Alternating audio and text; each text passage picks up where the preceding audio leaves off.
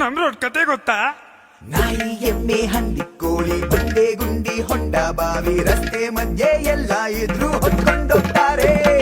ಸೊಂಟಕ್ belt ಕಟ್ಟಿಕೊಂಡು ಫ್ರೀವೇನಲ್ಲಿ ಹಾರಿಕೊಂಡು exit ಅಲ್ಲಿ ಜಾರಿಕೊಳ್ತಾರೋ.